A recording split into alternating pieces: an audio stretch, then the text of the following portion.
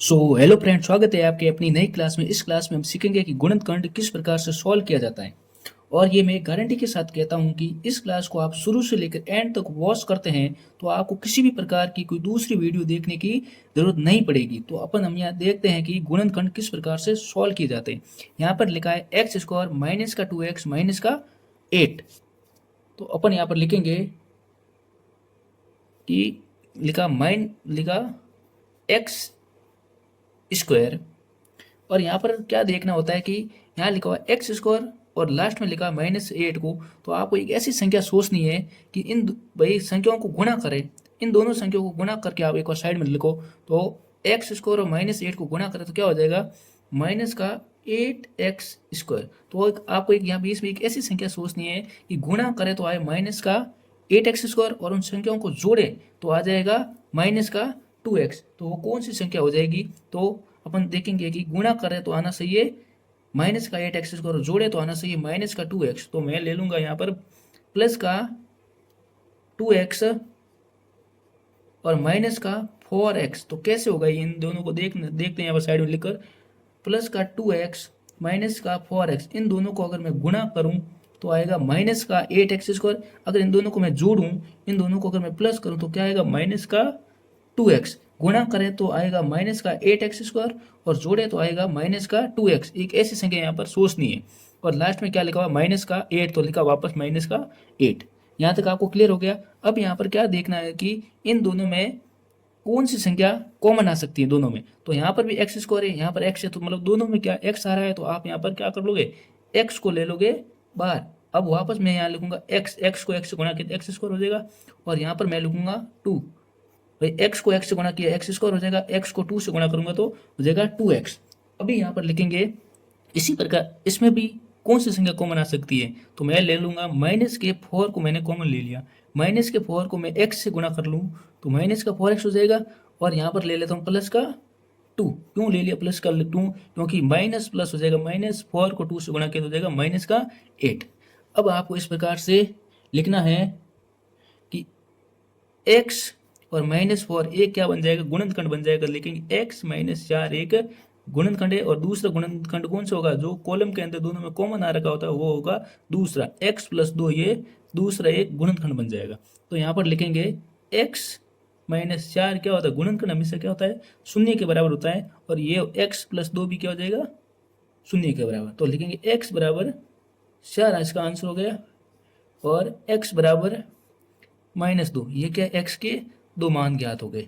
उसी प्रकार से अपन दूसरा सवाल सॉल्व करते हैं कि ये किस प्रकार से सॉल्व होगा। यहाँ पर क्या दे रखा है, 4x स्क्वायर माइनस का 4x प्लस का 1 दे रखा है। तो उसी प्रकार से अपन लिखेंगे 4x s स्क्वायर, और पहले जैसे करेंगे कि फर्स्ट को लास्ट से गुणा करके लिख लेंगे साइड में। तो मैंने यहाँ पर लिखा 4s स्क्वायर।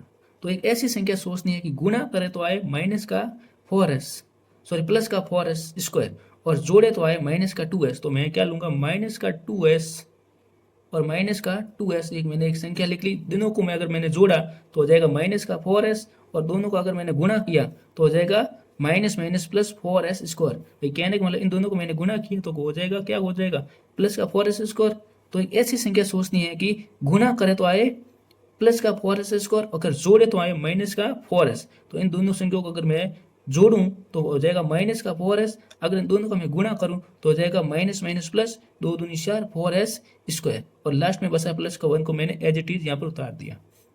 इसी प्रकार से मैं आगे करता हूँ सॉल्व। इसमें क्या लेना है आपको कि यहाँ पर क्या आ रहा है s, यहाँ पर भी आ रहा है s, और यहाँ पर दोनों में क्या है s और 2 क्या आ रहा है, दोनों में आ रहा है कॉमन। तो मैं वो संख्या लेना जो कॉमन है उसे ले लूंगा बाहर। ले लिया मैंने 2s को ले लिया बाहर, तो अंदर क्या बच गया, अभी अंदर क्या बच गया, अंदर बच गया 2s और 2s। मैंने 2 को 2 से गुणा किया, 4s, s लिखो या x लिखो तो मतलब हो जाएगा, मैं यहाँ पर x लिख लिया तो मैं वापस यहाँ लिख लेता हूँ 2s, और 2s को मैंने ले लिया कॉमन, तो हो जाएगा पीछे क्या बच गया, यहाँ पर बचेगा माइनस का 1। इसी प्रकार से मैं आगे देखता हूँ कि यहाँ पर क्या कॉमन लेना चाहिए। यहाँ पर लेना चाहिए माइनस के 1 को कॉमन ले लिया मैंने, और हो जाएगा माइनस के 1 को 2s से गुणा करूंगा तो हो जाएगा माइनस का 2s, और यहाँ पर क्या है माइनस यहाँ पर प्लस लाने के लिए यहाँ पर मैं किससे गुणा करूँ, तो मैं माइनस से गुणा करूँगा, माइनस माइनस हो जाएगा +1।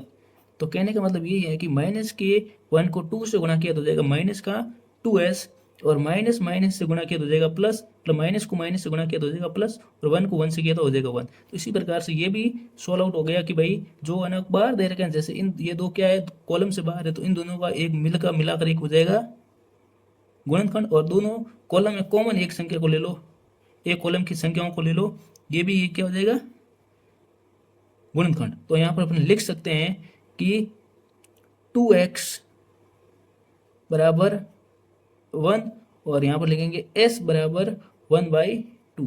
यहाँ पर हो जाएगा s का एक मान, मतलब गुणनखंड का पहला मान आ गया 1/2, और दूसरा मान क्या आएगा देखते हैं, लिखा हुआ है, सॉरी फिर से मैंने यहाँ पर मिस्टेक कर दी, x में लिख लेता हूँ बार बार, मतलब आप इसे x ही मान लेना, s ही मान लेना, ठीक है।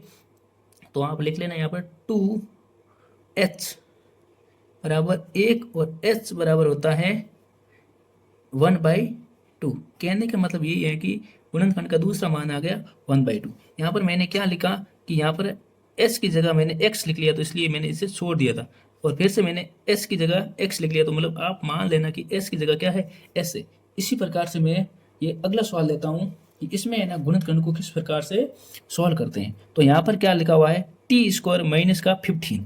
तो यहाँ पर लिखूंगा मैं t², और गुणनखंड हमेशा ना इसे मानना है 0 के बराबर होता है ये, तो अपन लिखेंगे ये माइनस के 15 उधर जाएंगे तो जाएंगे प्लस का 15, ये t यहाँ से हटेगा उधर जाएगा रूट के रूप में गया, तो ये आ जाएगा माइनस का 15।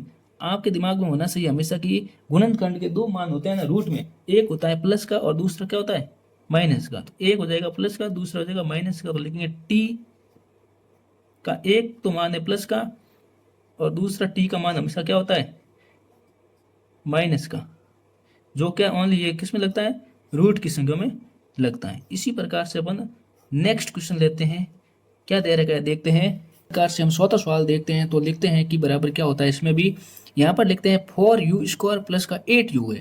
तो अपन यहाँ पर लिखेंगे इन दोनों में क्या कॉमन आ सकता है, तो इन दोनों में कॉमन आएगा 4u आ गया कॉमन, और यहाँ पर क्या बच गया u बच गया। कैसे, 4u को u से गुणा करेंगे 4u² हो जाएगा, और यहाँ पर लिखेंगे अपन ओनली 2, जो 4u को u से गुणा करेंगे तो 4u², और 4u को 2 से करेंगे तो मतलब 4u इंटू 2 कर लिया तो हो जाएगा 8u। तो यहाँ पर अपन लिखेंगे कि गुणनखंड में जो भी होते हैं ना, गुणनखंड हमेशा 0 के इक्वल होते हैं, तो हो जाएगा 4u बराबर का 0, और एक हो जाएगा u² प्लस का 2 बराबर ये भी होता है 0 के इक्वल। तो लिखेंगे ये तो हो जाएगा u बराबर का, जैसे 4 यहाँ पर क्या है मल्टीप्लाई में होते जाएगा, डिवाइड में आएगा तो क्या हो जाएगा 0/4 आएगा, तो ये टोटल क्या हो जाएगा 0। तो लिख सकते हैं कि u² बराबर आ गया 0। उसी प्रकार से यहाँ पर लिखते हैं कि क्या आता है, u बराबर आएगा माइनस का 2। आगे भी इसी प्रकार के क्वेश्चन देखने के लिए चैनल को सब्सक्राइब करें और वीडियो को शेयर करें।